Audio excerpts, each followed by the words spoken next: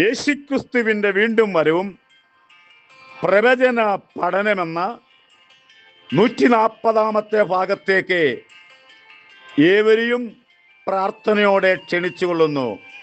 ഇന്ന് ക്ലാസ് എടുക്കുന്നത് അബ്രഹാമ്യ ഉടമ്പടി.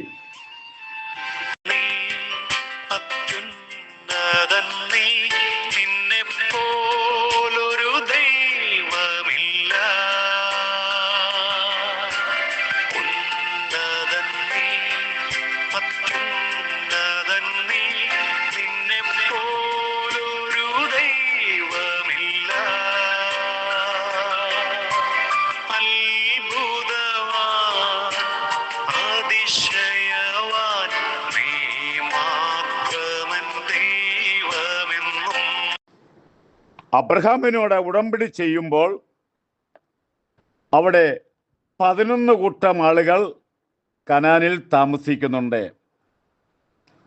ദൈവം പറയുന്നത് അവരെ അവിടെ നിന്ന് നീക്കിക്കളയണം എന്ന് പറഞ്ഞാൽ ലോകത്തിലെ ഏറ്റവും മനോഹരമായൊരു സ്ഥലമാണ്.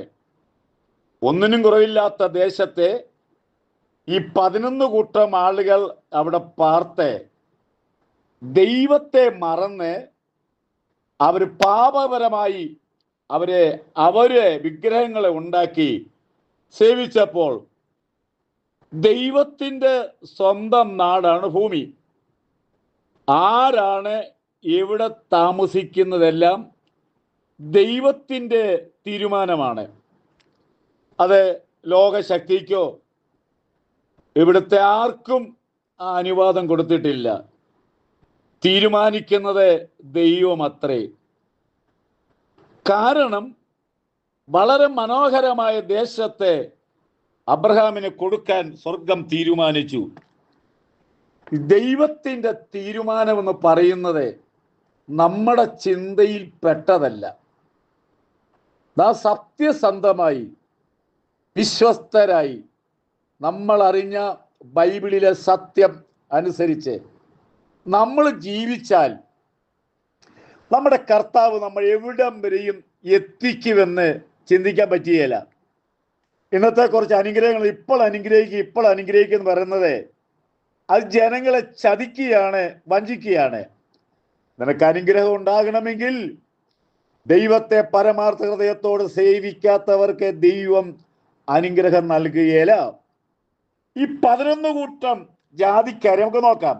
1 കനാന്യരെ, 2 ഫെലിസ്ത്യരെ, 3 ഹിത്യർ, 4 ഹിവ്യരെ, 5 ഗിർഹസ്യരെ, 6 പെരിസ്യരെ, 7 യെബൂസ്യരെ, 8 അമോര്യരെ, 9 കേന്യരെ, 10 കെനസ്യരെ, 11 രെഫീമ്യരെ.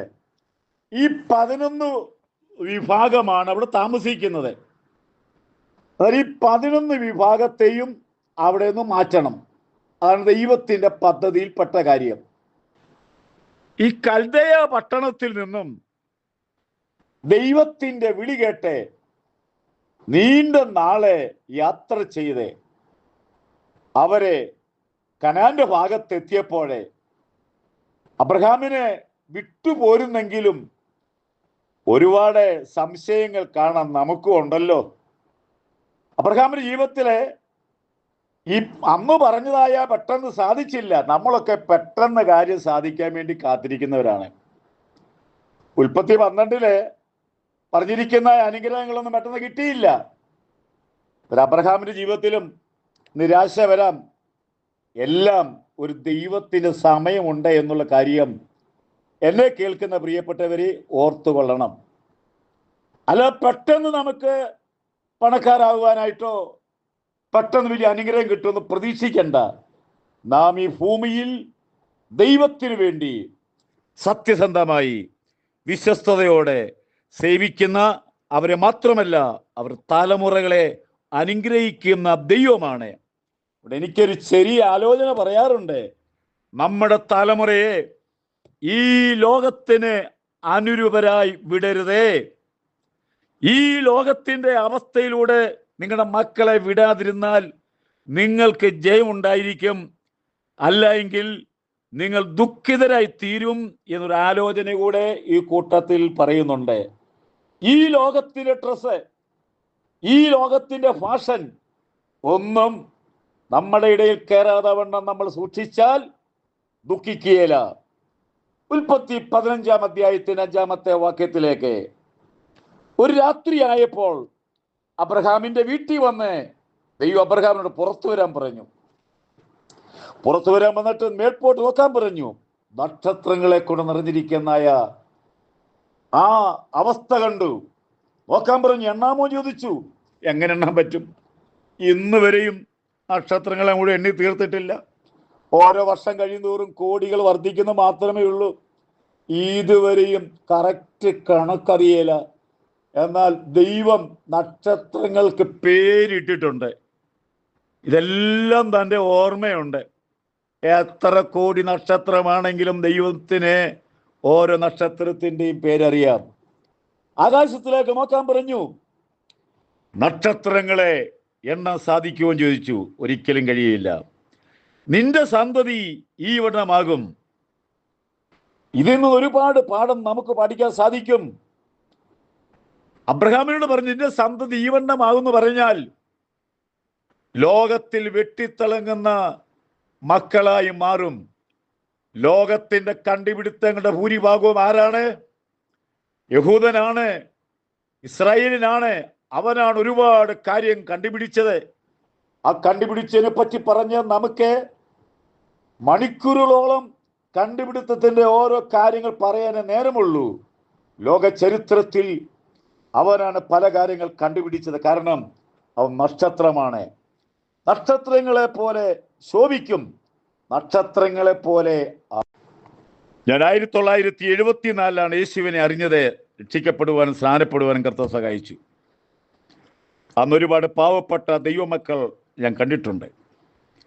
അവരൊക്കെ വളരെ വിശ്വസ്തയോടെ സത്യസന്ധതയോടെ സേവിച്ചത് കൊണ്ട് ആ ദേശത്തിൽ ദൈവം അവരെ മാനിച്ച ഒരുപാട് സംഭവങ്ങൾ എൻ്റെ ചരിത്രത്തിലെ കാണുവാൻ സാധിച്ചിട്ടുണ്ട്. ദൈവം ആരുടെയും കടക്കാരനല്ല. ഇന്ന് ദൈവത്തിൽ മാത്രം ആശ്രയിച്ച് പരമാർത്ഥ ഹൃദയത്തോടെ സേവിച്ചാൽ ദൈവം മാനിക്കും. ദൈവം ആരാന്ന് മനസ്സിലാക്കുക. നാം ദൈവത്തിന് വേണ്ടി എന്തെങ്കിലും ചെയ്തിട്ടുണ്ടെങ്കിൽ മറന്നു കളയും ദൈവമല്ല. 2 കാശിട്ട വിധവയെ ദൈവം ഓർത്തു. ലോകത്തിലെവിടെയും അവളെപ്പറ്റി പ്രസംഗിക്കപ്പെട്ടുകൊണ്ടിരിക്കുകയാണ്. കാരണം അവക്ക് അന്നത്തെ 2 കാശെന്ന് പറയുന്നത് അന്നത്തെ ചെലവിന് വേണ്ടി ദൈവാലയത്തിന് കൊടുക്കുന്ന ചെറിയൊരു വിഹിതമാണ്. ദമ്പരം നോക്കിയപ്പോൾ, ദൈവം നോക്കിയപ്പോൾ ആ പൈസ അവളെ ഭണ്ഡാരത്തിലിട്ടു. ദൈവം അവളെ മറന്നില്ല. വലിയ നാണയങ്ങളൊക്കെ ഇട്ടെങ്കിലും ഇവളുടെ ആ നാണയത്തിന് ദൈവം വില കൊടുത്തത് ഇവളുടെ ഉള്ളത് മുഴുവൻ ഇട്ട് കൊടുത്തു. എന്നെ കേൾക്കുന്ന പ്രിയപ്പെട്ടവരെ, ഉള്ളത് മുഴുവൻ ഇട്ട് കൊടുക്കാൻ വേണ്ടിയില്ല പറയുന്നത്. നാം ദൈവത്തിനോട് കൊടുത്താൽ 100 മടങ്ങും നിത്യജീവനും നൽകാമെന്ന് പറഞ്ഞ ദൈവം വിശ്വസ്തനാണ്. തുടർന്നും ക്ലാസ്സുകൾ മുൻപോട്ട് പോകും. ഇപ്പോൾ ഈ ക്ലാസ് ഇവിടെ അവസാനിപ്പിക്കുന്നു. നമ്മുടെ കർത്താവ് വരാറായി. യേശുവിൻ്റെ കാഹളം കേൾക്കാറായി. ഒരുങ്ങുക, ഭാരതത്തോട് പ്രാർത്ഥിക്കുക. ഒരു വലിയ ഉണർവ് പൊട്ടിപ്പുറപ്പെടും. നമ്മളും ആ പ്രാർത്ഥനയിൽ അംഗങ്ങളാകുക. ദൈവം നമ്മളെല്ലാവരെയും അനുഗ്രഹിക്കുമാറാകട്ടെ.